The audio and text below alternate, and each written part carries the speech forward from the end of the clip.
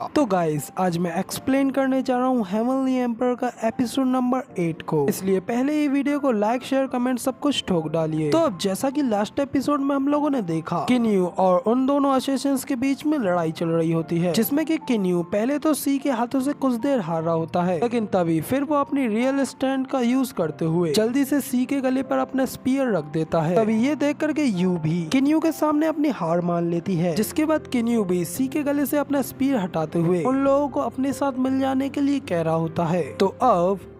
अब इस एपिसोड की स्टार्टिंग में सी किन्यू से कहती है कि क्या तुम डेड सेक्ट के पावर्स के बारे में कुछ भी जानते हो कि वो कितने ज्यादा पावरफुल हैं, और अगर एक बार हम लोग उनके वो सेक्ट को छोड़ करके तुम्हारे साथ मिल भी जाते हैं तो हम दोनों बहनों के पास सिर्फ एक ही लाइफ है, तो क्या तुम हम लोगों को प्रोटेक्ट कर सकते हो। तो अब इधर सी की ये बात सुन किन्यू अपने स्पीयर को वापस रखते हुए उससे कहता है कि चिंता मत करो, मैं तुम्हें टाइम दे रहा हूँ, इसलिए तुम आराम से सोच करके मुझे अपना जवाब देना, और जब तुम ढंग से अपने जवाब को सोच लेती हो तो तुम किसी भी वक्त मुझसे मिलने के लिए आ सकती हो। मैं तुम्हें टियानहे डायनेस्टी की सबसे लार्जेस्ट सिटी में ही मिलूंगा। इतना कह करके किन्यू सी को बाय करते हुए वहाँ से जाने लगता है। अभी ये देख करके सी भी उसे चिल्लाते हुए कहती है कि तुम्हारे पास मुझे मारने का एक चांस था, मगर अब मेरी सिस्टर की बारी है, वो तुम्हें नहीं छोड़ेगी और ना ही तुम उसे रोकने के बिल्कुल भी लायक हो। तो इधर सी की ये बात सुनकर के किन्यू आगे बढ़ते हुए वहीं पर रुक जाता है और सी से कहता है कि ठीक है, तुम ये ट्राई कर सकती हो। तो उधर किन्यू की ये बात सुनकर के सी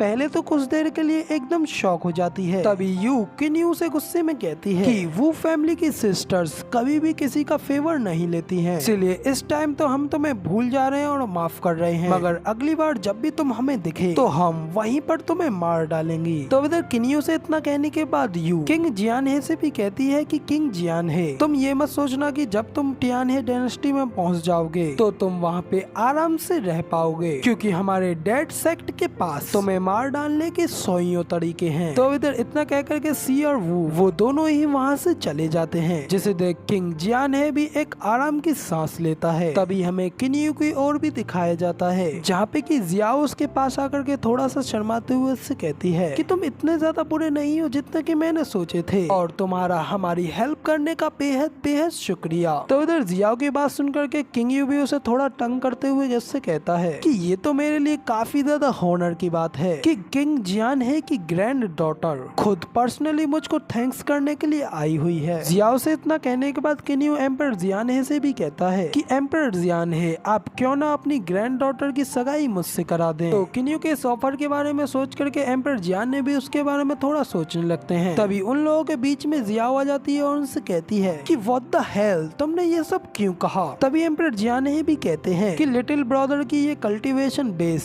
काफी ज्यादा अमेजिंग है, जो कि हमारी यंगर जनरेशन के लिए काफी ज्यादा प्राइडफुल है, और करेज के मामले में तो इसे टियानहे डायनेस्टी का एक लीडर भी कहा जा सकता है, इसलिए हमारे दामाद बनने के लिए तो तुम इनफ से भी काफी ज्यादा हो। तो इधर जियाओ भी अपने दादाजी की ये सारी बातें सुन रही होती है, मगर लेकिन उसे कुछ देर के लिए तो कुछ भी समझ नहीं आता, और वो अपने मन में कह रही होती है तो ये डिवाइन स्वॉर्ड डायनेस्टी की किन फैमिली से है। इधर इतना सोचते ही जियाओ को सब कुछ समझ आ जाता है, और वो किन्यू के ऊपर चिल्लाते हुए उससे कहती है कि तुम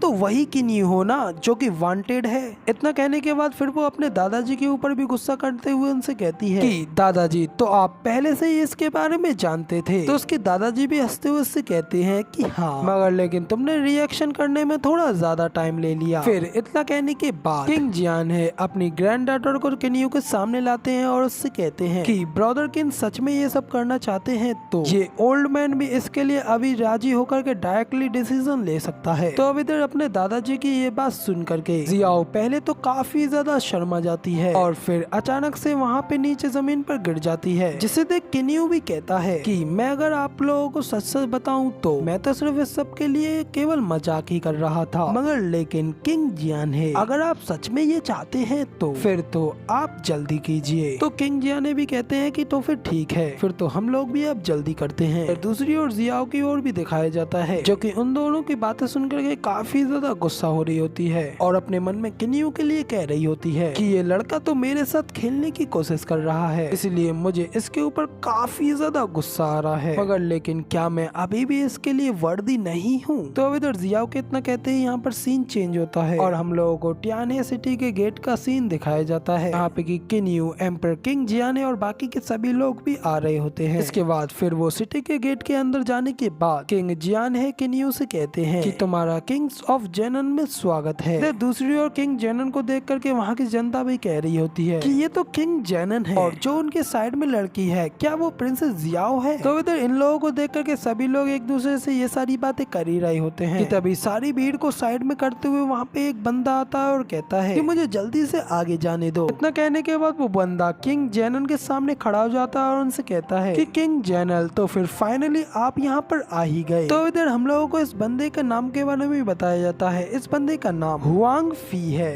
तो इधर हुआंग फी किंग जेनन को आगे ग्रीट करते हुए उनसे कहता है कि मेरे फादर आपको काफी ज्यादा मिस कर रहे थे। तो इधर किंग जेनन भी उस लड़के को देख करके हंसते हुए उससे कहते हैं कि हाँ, मैंने भी तुम्हारे फादर को काफी लंबे समय से नहीं देखा है। इधर दूसरी ओर हुआंग फी जल्दी से आगे बढ़कर के यू के सामने खड़ा हो जाता है और उससे कहता है कि सिस्टर ली यू, काफी टाइम से हम लोगों ने एक दूसरे को नहीं देखा, इसलिए मैंने आपको काफी ज्यादा मिस किया। तो गाइस किंग जेनन की ग्रैंड डॉटर का नाम जियाओ नहीं बल्कि यू है और वो दूसरी वाली असेसन का नाम यू नहीं बल्कि सू था। इनके नामों में मैं थोड़ा कंफ्यूज हो गया था, इसलिए आप लोग ज्यादा माइंड मत करना, मैं आगे से इसको यू ही कहने वाला हूँ। तो इधर यू हुआंग फी की बात सुन करके काफी ज्यादा हैरान होते हुए उससे कहती है कि हुआंग फी, मैं तो तुमको बिल्कुल भी नहीं जानती। तो इधर यू की बात सुन हुआंग फी उसको याद दिलाते हुए उससे कहता है कि सिस्टर ली यू, तुम और मैं चाइल्डहुड स्वीट हार्ट थे और यहाँ तक कि हम लोगों ने तो बचपन में एक दूसरे के साथ शादी भी की थी, तो फिर आखिर तुम ऐसा कैसे कह सकती हो। तो इधर हुआंग फी और यू की ये सारी बातें सुन करके हमारा किन्यू भी जल्दी से आगे बढ़ता है और यू को चढ़ाते हुए उससे कहता है कि तो ये तुम्हारा फियोन्सी है, तुम्हारा विजन तो काफी ज्यादा अच्छा है और ये रियली में काफी ज्यादा टैलेंटेड है। किन्यू की बात सुनकर यू उसको चिल्लाते हुए मना करती है। तभी दूसरी ओर हुआंग फी अपनी तारीफ सुनकर के कहता है कि यार मेरी इतनी ज्यादा तारीफ मत करो, क्योंकि मुझे तो ऑलरेडी पता है कि मैं कितना ज्यादा कूल हूँ। इधर दूसरी ओर यू ये सारी बात बिगड़ते हुए देख करके काफी ज्यादा गुस्सा हो रही होती है। फिर तभी अचानक से उसके मन में एक आइडिया आता है और फिर वो हंसते हुए जल्दी से किन्यू के पास जाती है और उससे लिपट करके उससे गले मिलते हुए कहती है कि हनी, क्या तुम गुस्सा हो रही हो। तो इधर यू को ऐसा करते हुए देख किन्यू भी हैरान होकर के अपने मन में कह रहा होता है कि मुझे मानना पड़ेगा कि सच में इस लड़की का रिवेंज तो बिल्कुल इनविंसिबल है। तो इधर दूसरी ओर उन दोनों लोगों को चिपकते हुए देख करके किंग जेनर और उनके साथी भी काफी ज्यादा खुश हो रहे होते हैं, जबकि इधर हुआंग फी काफी ज्यादा शॉक होते हुए यू से कहता है कि सिस्टर ली यू, तुम तो यू किन्यू का हाथ पकड़ते हुए कहती है कि मैं तुम्हें फॉर्मली इसको इंट्रोड्यूस कराना तो भूल ही गई, ये मेरे स्वीट हार्ट हैं। तो इधर यू की ये बात सुन करके हुआंग फी काफी ज्यादा गुस्सा हो जाता है और गुस्से में अपने किलिंग इंटेंट को रिलीज करते हुए कहता है सिस्टर ली यू, प्लीज मुझे तंग करना बंद करो। इधर यू कहती है कि हम दोनों ने पहले ही प्राइवेटली अपनी लाइफ के बारे में डिसाइड कर लिया है और हम लोग जल्द ही एक दूसरे के साथ मैरिज भी करने वाले हैं। इधर मैरिज की ये बात सुन करके भाई हुआंग फी का पारा तो एकदम हाई हो जाता है, लेकिन फिर हुआंग फी अपने आप को काफी ज्यादा कंट्रोल करते हुए उससे कहता है कि सिस्टर ली यू, मुझे यकीन है कि आप ट्रेवल करते हुए काफी ज्यादा थक गई होंगी, मगर लेकिन मैंने आपके लिए एक बैंक्वेट का इंतजाम किया है। तो यू से इतना कहने के बाद हुआंग फी आगे किंग जेनन से कहता है कि किंग जेनन, सबसे पहले तो आप अपने इस लिटिल नेफ्यू का काफी ज्यादा ख्याल रखना। तो इधर किंग जेनन भी उसकी ये बात सुनकर के उसको ऑल राइट करते हैं। फिर इसी के साथ हमारा सीन चेंज होता है और हम लोगों को टियाने सिटी के अंदर का सीन दिखाया जाता है, जहाँ पे कि वो सभी लोग काफी बड़े बड़े बीस्टों के ऊपर बैठ करके जा रहे होते हैं। इधर पीछे वाले बीस्ट के ऊपर तो हमारे किंग जेनन और उनकी ग्रैंड डॉटर यू बैठी होती है, जबकि आगे वाले पे हमारा किन्यू और हुआंग फी बैठा होता है। तभी हम लोगों को यू की ओर दिखाया जाता है, जो कि अपनी सारी सिटी को देखते हुए अपने दादाजी से कह रही होती है कि मुझे यहाँ पे आए काफी ज्यादा समय हो गया है, जबकि इधर दूसरी ओर हम लोगों लोगों को किन्यू और हुआंगफी की ओर दिखाया जाता है, जो कि एक दूसरे के बिल्कुल भी बात नहीं कर रहे होते हैं। लेकिन तभी थोड़ी देर बाद हुआंगफी काफी ज्यादा गुस्से के साथ किन्यू की ओर घूर करके देखता है और उससे कहता है कि लड़के, मैं ये नहीं जानता हूँ कि तुम कौन हो, मगर लेकिन मैं ये तुम्हें क्लियरली कह देता हूँ कि लियू सिर्फ और सिर्फ मेरी गर्लफ्रेंड रहेगी। इसीलिए मैं तुम्हें ये एडवाइस करता हूँ कि तुम जितना जल्दी पॉसिबल हो सके उतना जल्दी इस तियानहे सिटी को छोड़ करके चले जाओ। और फिलहाल मैं तुम्हें एक रात का समय दे रहा हूँ, और अगर तुम एक रात के अंदर यहाँ से नहीं गए तो अगले दिन मैं श्योरली तुम्हें बुरी तरीके से पीट पीट कर तुम्हारी हड्डियाँ भी तोड़ दूंगा। तो इधर हुआंगफी की ये सारी धमकियाँ सुन करके हमारा किन्यू भी जल्दी से खड़ा होता है और स्माइल करते हुए उससे कहता है कि ठीक है, मैं इस तियानहे सिटी को जरूर छोड़ दूंगा, लेकिन इस चीज के लिए फिलहाल तो मुझे थोड़ा समय लगेगा, इसीलिए तुम तब तक का इंतजार कर लो। तब तक मैं और लियू एक दूसरे के साथ शादी करके एक लड़का और लड़की को जन्म नहीं दे देते। तो गाइस, किन्यू की बात सुनने के बाद हुआंगफी लियू और किन्यू के बच्चे के बारे में ख्वाब सोच रहा होता है, जिसे सोच करके वो घबराते हुए कहता है कि नहीं, ऐसा बिल्कुल भी नहीं हो सकता। ये सब सोचने के बाद वो किन्यू के गलेमान को पकड़ते हुए उससे कहता है कि सिस्टर लियू के बारे में ऐसा सोच करके क्या तुम मेरे हाथों से मरना चाहते हो? सिस्टर लियू तुम्हें प्रोटेक्ट क्या कर रही है, तुम तो काफी ज्यादा एरोगेंटली बात कर रहे हो। किन्यू भी कहता है कि मुझे माफ करना, मैं तो हूँ ही इतना ज्यादा कैपेबल जो कि इतना ज्यादा एरोगेंटली बिहेव कर सकता है, और अगर तुम्हारे अंदर बिल्कुल भी हिम्मत है तो मुझे मार के दिखाओ। तो किन्यू की बात सुन हुआंगफी गुस्सा तो काफी ज्यादा होता है, मगर लेकिन वो अपने आप को कंट्रोल करते हुए किन्यू के गलेमान को छोड़ देता है और उससे कहता है कि कमीने, बस मेरा थोड़ा सा इंतजार करो। तो उसका इतना कहने के बाद इधर किन्यू भी थोड़ी राहत लेते हुए अपने मन में कहता है कि ये लियू ने मेरे यहाँ पे आते ही मेरे लिए मुसीबत और खड़ी कर दी है। तो अब किन्यू के इतना सोचते ही यहाँ पे हमारा सीन चेंज होता है और हम लोगों को तियानहे सिटी के रिफाइनिंग सेक्टर का सीन दिखाया जाता है, जहाँ पे कि वो सभी लोग अपना सफर तय करते हुए आए होते हैं। तो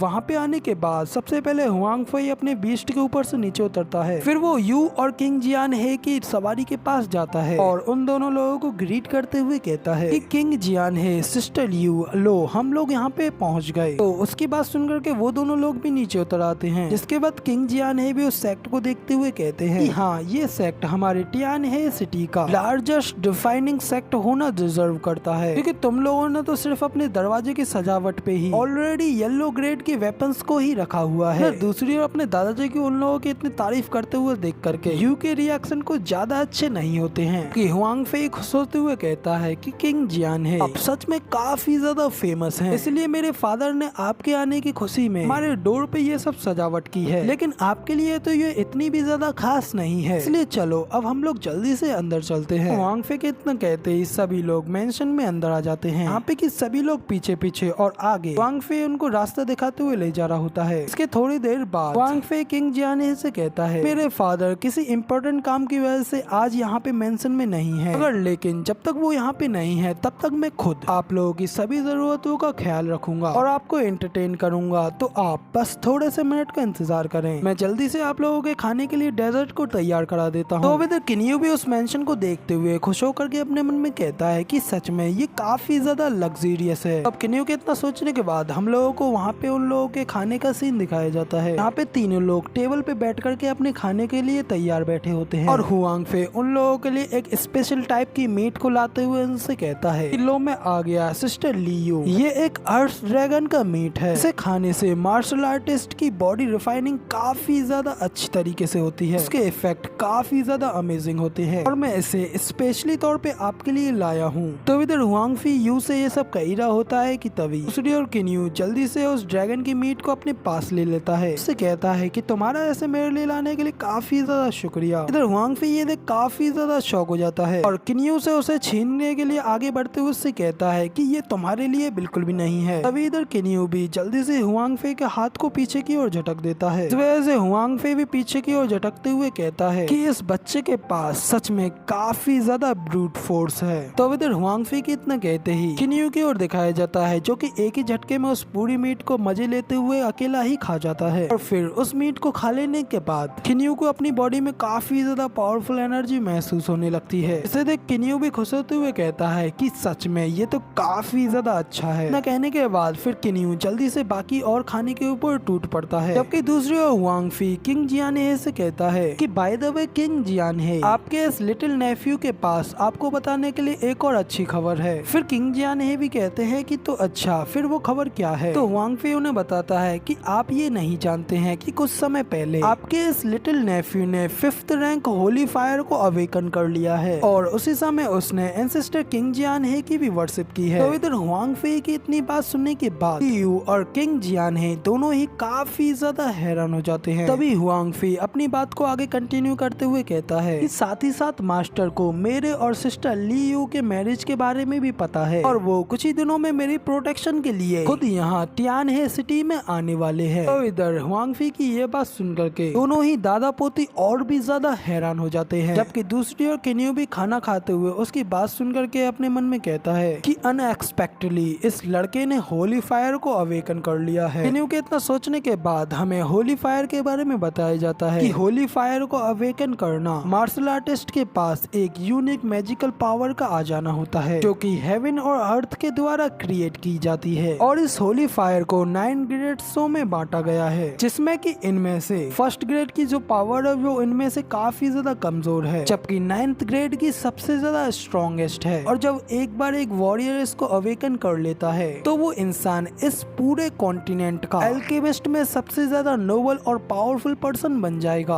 और हालांकि हुआंग फी ने केवल 5th रैंक की होली फायर को अवेकन किया है, मगर लेकिन टियानहे डायनेस्टी में सच में ये भी काफी ज्यादा रेयर है। और इसके अलावा एंसेस्टर ऑफ द आर्टिफैक्ट वो भी सच में काफी ज्यादा एक्स्ट्राऑर्डिनरी है, क्योंकि वो न केवल एक 6th ग्रेड का होली फायर अवेकनर है बल्कि उसकी खुद की कल्टीवेशन भी स्पिरिचुअल रियल्म के एकदम पीक पर है। और उसे देख करके ये कहा जा सकता है कि वो टियानहे डायनेस्टी का एक रूथलेस कैरेक्टर है जो कि विंड और रेन को भी बुला सकता है। तो इधर किन्यू उस मास्टर और हुआंग फी के बारे में ये सब सोच ही रहा होता है कि तभी इधर हुआंग फी स्माइल करते हुए यू की ओर आगे बढ़ने लगता है और उससे कहता है और मास्टर ने ये प्रॉमिस भी दिया है कि वो मेरी और सिस्टर ली यू की शादी इस तरीके से कराएंगे जिसे कि सभी लोग हमेशा हमेशा तक याद रखें। तो इधर हुआंग फी यू से ये सब कह ही रहा होता है, जबकि उसके दादाजी किंग जियान है वो भी उसको देख गुस्से में अपने मन में कह रहे होते हैं कि अब तो ये मेरे लिए भी काफी ज्यादा परेशानी भरी बात है। तो अब किंग जियान के इतना सोचते ही हम लोगों को रात का सीन दिखाया जाता है जहाँ पे कि किन्यू टहलता हुआ कहीं पे जा रहा होता है, जबकि यू भी उसके पीछे पीछे ही आ रही होती है। जिसके बाद यू किन्यू से कहती है कि तुम डायरेक्टली जियान है पैलेस में अच्छे तरीके से रह सकते हो, लेकिन फिर भी आखिर तुम एक गेस्ट हाउस क्यों चाह रहे हो? तभी यू की बात सुन किन्यू भी उसकी ओर मुड़ता है और हंसते हुए उससे कहता है कि क्या तुम मुझे सहन करने में अनिच्छुक नहीं हो? तो इधर किन्यू ये सब कहते हुए जैसे ही यू की ओर मुड़ता है तो वो देखता है कि यू काफी ज्यादा दुखी होती है। वहाँ से मुड़ के रोते हुए वहाँ से जाते हुए किन्यू से कहती जाती है कि मैं पहले जा रही हूँ। तो किन्यू भी यू को जाते हुए देख अपने मन में कहता है कि तुम बिल्कुल भी चिंता मत करो, ये हुआंग फी किसी भी तरीके से कोई अच्छी किस्मत का नहीं है, कि अब जब तुम्हारी और मेरी डेस्टिनी यूं इस तरीके से मिली ही है तो मैं तुम्हें उसके चंगल में बिल्कुल भी नहीं फंसने दूंगा। तो कहने के बाद किन्यू एक गेस्ट हाउस को ले लेने के बाद अपने रूम में बेड पे बैठने के बाद कल्टीवेशन करने के लिए बैठ जाता है और अपना ध्यान लगाते हुए जेरस को सम्मन करता है। इस वजह से किन्यू की बॉडी में काफी ज्यादा एनर्जी निकलती है और जेरस भी वहाँ पे अपीयर हो जाता है। फिर किन्यू कहता है मुझे अपने कल्टीवेशन लेवल को सबसे ज्यादा तेज तरीके से कल्टीवेट करने के लिए काफी ज्यादा मात्रा में हेवन और अर्थ के ट्रेजर्स को अपनी बॉडी में एब्जॉर्ब करना होगा। इसके साथ साथ मुझे पावरफुल और स्ट्रेंज बीस्टों की ब्लड और फ्लैश की मदद से अपनी बॉडी को पावरफुल बनाने के लिए मुझे कल उन्हें ढूंढने के लिए जाना होगा। तो अब इतना कहने के बाद फिर किन्यू आगे कहता है कि जब मैं अपने स्पिरिचुअल रियल्म के सेकंड लेवल पर पहुंच जाऊंगा तो मैं अपने सेकंड वाइल्ड बीस्ट को भी ओपन कर लूंगा जो कि 9 लेजेंडरी गोल्डन क्रो है। और फिर किन्यू आगे कहता है कि 9 लेजेंडरी गोल्डन क्रो जिसके के पास हेवन और अर्थ की सबसे ज्यादा स्ट्रेंज फायर है। और हुआंग फी मुझे नहीं पता कि जब तुम 9th ग्रेड की होली फ्लेम्स को मेरे पास देखोगे तो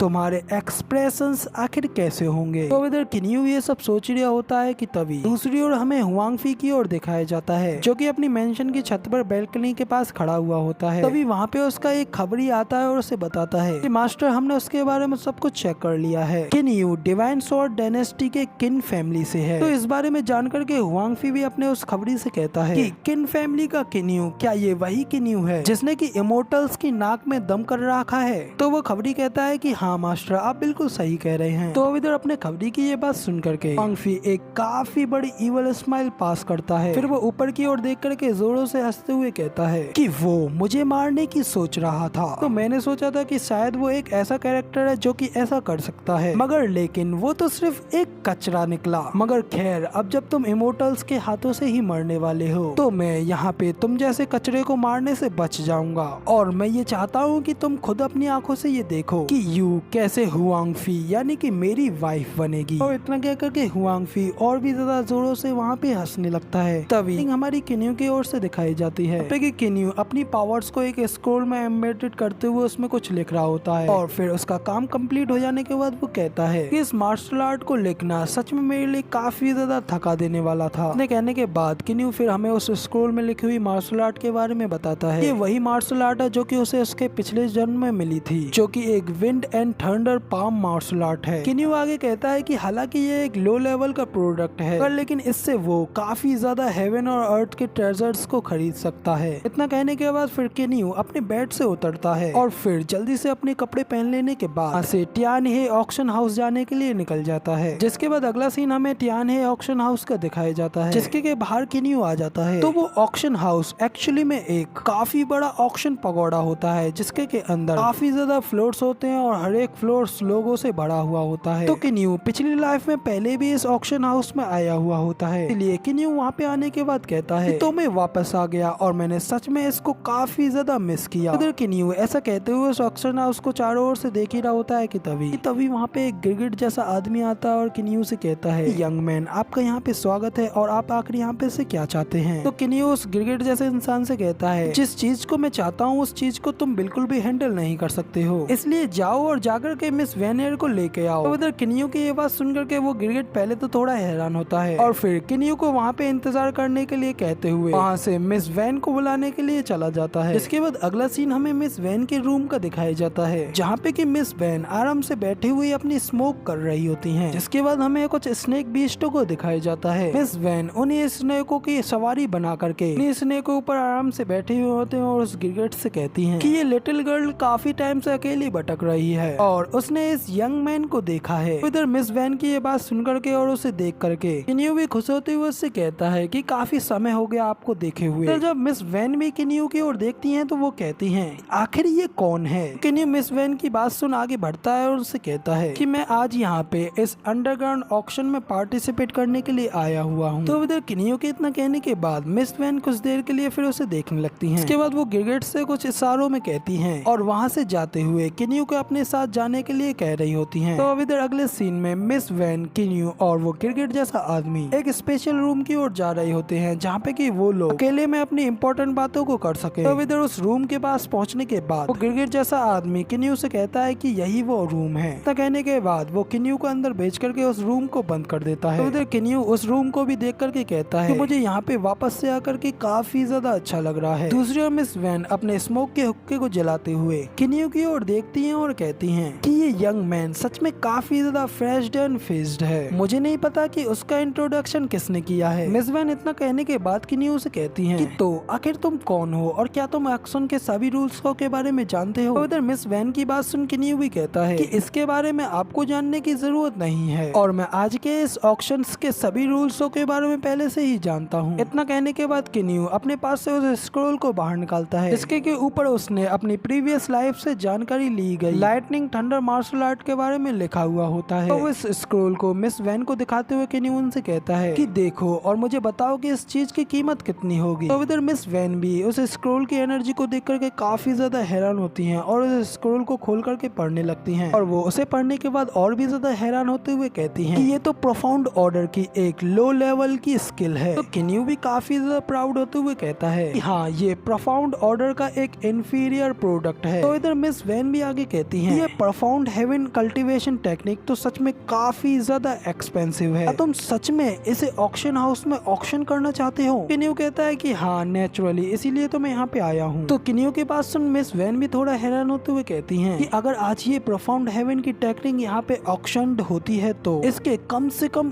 1 मिलियन गोल्ड कॉइन्स तो मिल ही जाएंगे। तो इतना कहने के बाद मिस वैन जल्दी से किन्यू के काफी ज्यादा करीब हो जाती हैं और एक्साइटेड होते हुए उससे कहती हैं कि अगर तुम मेरे ऊपर विश्वास करते हो तो तुम हमारे टियानहे ऑक्शन हाउस से 1 मिलियन गोल्ड कॉइन्स को एक्सेप्ट कर सकते हो। तो अब इधर मिस वैन की ये बात सुन करके किन्यू भी अपने मन में इस सब का हिसाब लगाने लगता आता है और कहता है कि मुझे एक सेकंड ग्रेड की बॉडी रिफाइनिंग पिल 10,000 गोल्ड कॉइन्स की मिलेगी और 1.5 मिलियन गोल्ड कॉइन्स में मैं कम से कम 150 बॉडी रिफाइनिंग पिल्स को तो खरीद ही सकता हूँ। तो इधर ये सब हिसाब किताब लगा लेने के बाद किन्यू मिस वैन की ओर देखता है और खुश होते हुए उनसे कहता है कि ठीक है, तो फिर अब हमारी डील हो गई, मगर लेकिन मुझे इसके एक्सचेंज में इक्विवेलेंट बॉडी रिफाइनिंग पिल्स चाहिए। तो इधर किन्यू की डील की बात सुन करके मिस वैन भी काफी ज्यादा खुश हो जाती है और उससे कहती है कि ठीक है, ये चीज मेरे लिए कोई डिफिकल्ट नहीं है। यंग बॉय, तुम्हारा इस चीज के ऊपर एग्री होने के लिए बेहद बेहद शुक्रिया। कहने के बाद फिर मिस वैन अपना स्मोक लगाते हुए अपने मन में कहती हैं कि अनएक्सपेक्टेडली ये लड़का काफी ज्यादा यंग है और इसके पास एक परफाउंड लेवल की कल्टीवेशन है। तो क्या इसका मतलब क्या ये कोई एक पावरफुल फोर्स का एक डिसाइपल है जो कि हमारी इस टियानी डायनेस्टी में कुछ एक्सपीरियंस करने के लिए आया हुआ है। तो अब इतना सोचने के बाद मिस वैन किन्यू से कहती हैं कि अब तो क्या तुम अभी भी इस ऑक्शन हाउस को अटेंड करना चाहोगे? किन्यू भी कहता है कि हाँ बिल्कुल, मैं अभी भी इसमें पार्टिसिपेट लेना चाहूंगा। इतना कहने के साथ ही फिर किन्यू अपने मन में कहता है कि अगर मुझे सही सही याद है तो आज यहाँ इस टियानी ऑक्शन हाउस में एक काफी ज्यादा एक्स्ट्राऑर्डिनरी ट्रेजर का ऑक्शन होने वाला है। इधर दूसरी ओर किन्यू की पार्टिसिपेट करने की बात सुन मिस वैन भी स्माइल करते हुए किन्यू से कहती हैं कि ठीक है, तो फिर मैं आज तुम्हें यहाँ पर एक काफी ज्यादा एक्सक्लूसिव सीट देने वाली हूँ। तो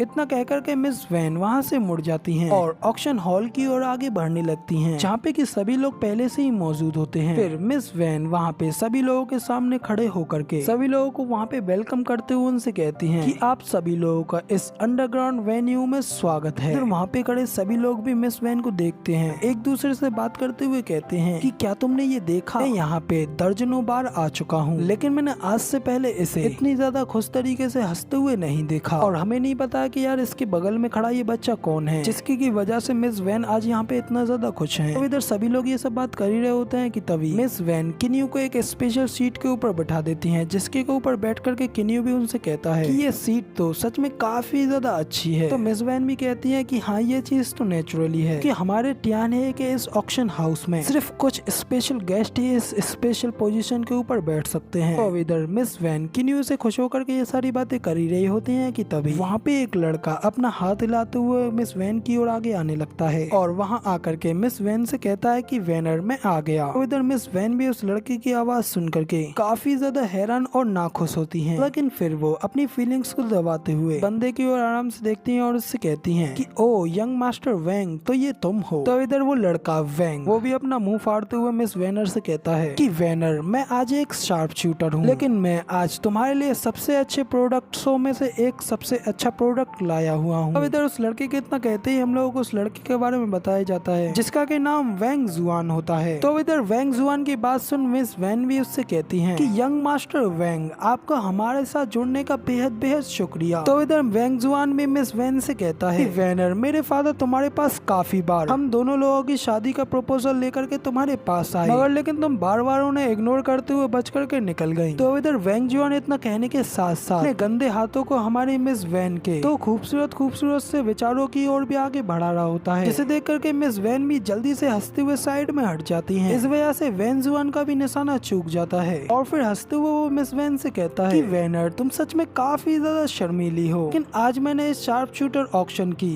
बात अपने फादर से की है, लेकिन मुझे इस सब के लिए तुमसे 1 सेंट भी नहीं चाहिए। ये सब मेरी तुम्हारे साथ शादी करने के लिए हमारी ओर से दहेज के रूप में गिना जाएगा और यहाँ तक कि इस चीज के लिए तुम्हारे फादर भी हमें मना नहीं कर सकते हैं। और इधर वैन जुआन की ये बात सुनकर के मिस वैन को गुस्सा तो काफी ज्यादा आता है, मगर लेकिन वो अपने आप को काफी कंट्रोल करती हैं और उसको कुछ भी नहीं कहती हैं। तभी इधर हमारे हीरो किन्यू को भी दिखाते हैं, वो भी उस बंदे को गुस्से में ही देख रहा होता है, लेकिन फिर साथ ही किन्यू अपने मन में कहता है कि अगर मुझे बिल्कुल सही याद है तो आज पे एक immortal weapon broken magic spear का ऑक्शन होने वाला है। तो इधर किन्यू ये सब सोचते हुए सामने की ओर देख रहा होता है कि तभी वैंग जुआन की नजर भी किन्यू के ऊपर पड़ती है, जो कि अभी आराम से अपनी स्पेशल चेयर के ऊपर बैठा हुआ होता है। ये देख करके वैंग जुआन जल्दी से किन्यू के पास आता है और उसके कंधे पे हाथ रखते हुए उससे कहता है कि ओए छोटे बच्चे, ये मेरी जगह है, इसलिए जल्दी से यहाँ से उठो और फूट लो। तो इधर वैंग जुआन किन्यू से ये सब कह रहा होता है कि तभी वहाँ पे मिस वैन वैंग जुआन को आकर के रोक देती हैं और उससे कहती हैं वैंग जुआन ये मेरा सबसे ज्यादा खास गेस्ट है, इसीलिए इसके साथ ज्यादा रूड बिहेवियर मत करो। तो इधर वैंग जुआन मिस वैन की ये बात सुनकर के काफी ज्यादा हैरान हो जाता है, क्योंकि मिस वैन ने किन्यू को अपना काफी ज्यादा खास गेस्ट बताया होता है, इसलिए वैंग जुआन गुस्से में अभी भी किन्यू के ऊपर चिल्ला रहा होता है। तभी किन्यू भी उसकी ओर पलट करके देखता है और यहीं पर हमारा ये वाला एपिसोड खत्म हो जाता है। और आगे क्या होने वाला है उसे तो आप लोगों को नेक्स्ट एपिसोड में देखना होगा। फिलहाल के लिए वीडियो पसंद आई हो तो यार एक लाइक कर देना, साथ ही कमेंट करके बताना कि आपको हमारा ये वाला वीडियो का एक्सप्लेनेशन कैसा लगा। और ऐसे ही अमेजिंग वीडियोस को देखने के लिए हमारे इस चैनल को सब्सक्राइब करना बिल्कुल भी मत भूलना। एंड मिलते हैं इसकी अगली वीडियो में, तब तक के लिए टाटा बाय बाय, फिर मिलते हैं।